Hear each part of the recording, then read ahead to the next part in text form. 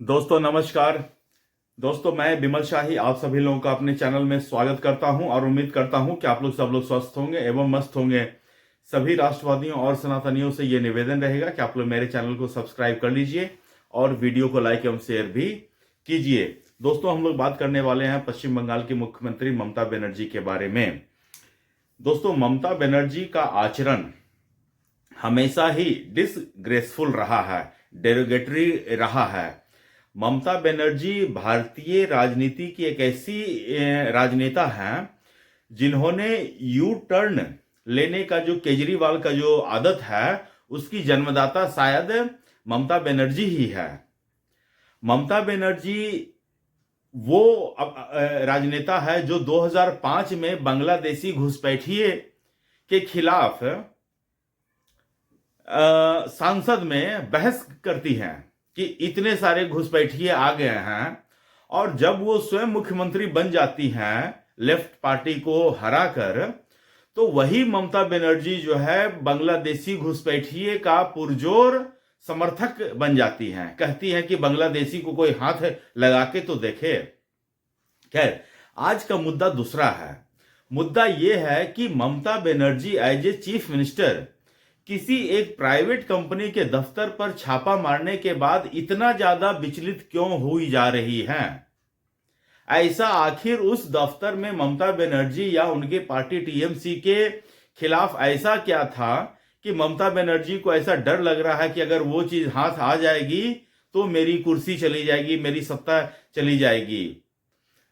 जिस आईपैक के ऑफिस में छापा पड़ा है उस आईपैक के एक भी कर्मचारी हो या संस्थापक हो या मालिक हो या सीईओ हो या उसका पूर्व ऑनर, किसी का भी एक स्टेटमेंट नहीं आया है।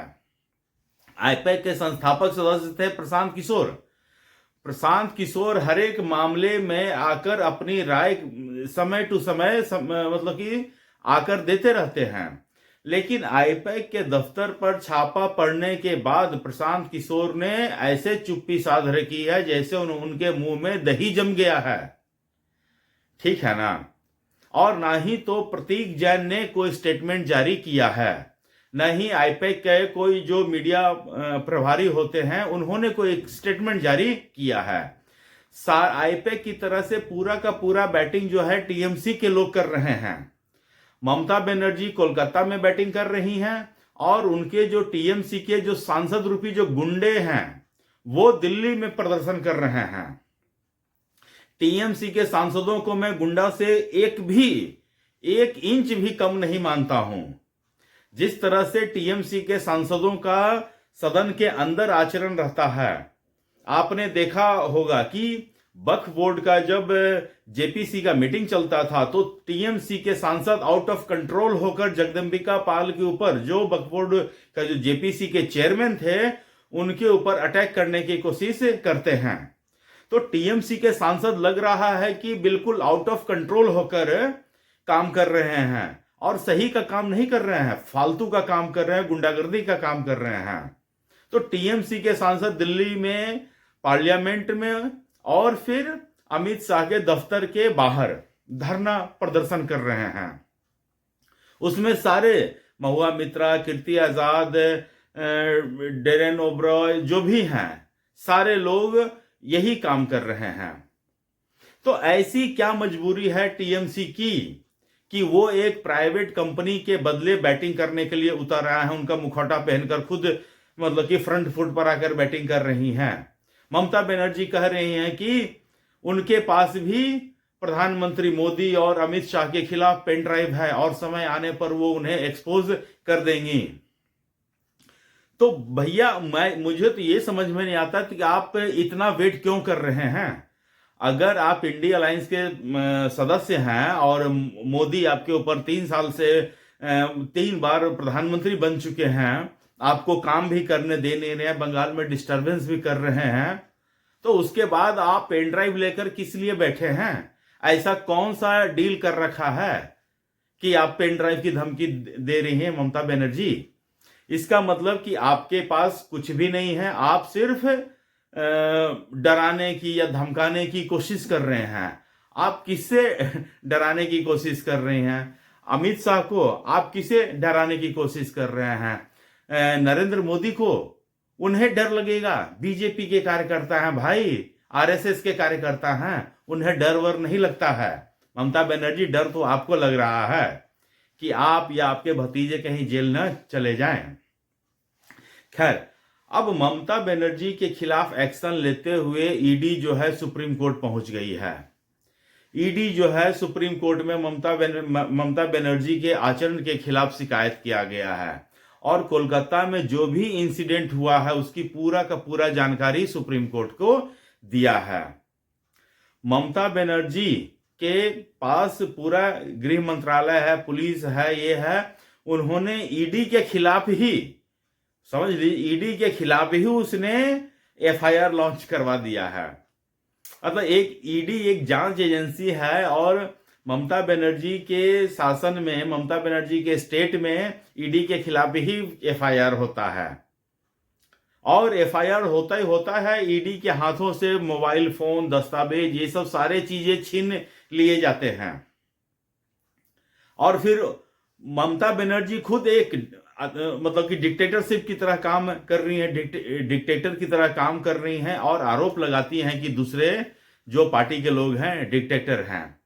सोचिए, अगर आप ममता बनर्जी के बारे में एक भी डेरोगेटरी रिमार्क्स कर देते हैं देश के किसी भी कोने से, उस कोने में पुलिस आपको पहुंचेगी, वेस्ट बंगाल को पुलिस, और वहां से आपको उठा लेगी। लेकिन पश्चिम बंगाल में अगर कोई मामला बनता है जिसकी जांच ईडी कर रही होती है तो ममता बनर्जी पूरे लाव लश्कर के साथ जाती है और उस आदमी को, करप्ट आदमी को बचाने का भरपूर प्रयास करती हैं। तो ये सारा चीज पश्चिम बंगाल में हो रहा है। ऐसा लग रहा है कि पश्चिम बंगाल एक बिल्कुल अलग स्टेट की तरह बिहेव कर रहा है। अलग स्टेट मतलब अलग राज्य, अलग देश की तरह बिहेव कर रहा है और ममता बनर्जी उस स्टेट को अपने बाप की संपत्ति मान के चल रही है। कि जिस तरह केजरीवाल कहता था ना कि मोदी जी, इस जन्म में तो आप मेरे को दिल्ली में हरा नहीं सकते हो, तो ममता बनर्जी को भी यही लग रहा है कि जितना भी करप्शन करना है हम कर सकते हैं और पश्चिम बंगाल में हमें कोई हराने वाला पैदा नहीं लिया है। तो मैं ममता बनर्जी से इतना कहूंगा कि चलिए ठीक है, आप नरेंद्र मोदी, अमित शाह के रहते 2 बार जीत गए हैं, लेकिन इसका मतलब ये नहीं है कि आप हराए नहीं जा सकते हैं। आप बिल्कुल हराए जा सकते हैं और जब आप हारेंगे तो आपका क्या हश्र होगा ये दुनिया देखेगी। मैं कह रहा हूं दुनिया देखेगी। आज देख लीजिए, तमाम जो इंडी दल के जितने भी लोग हैं वो किस तरह से जमानत पे बाहर चल रहे हैं।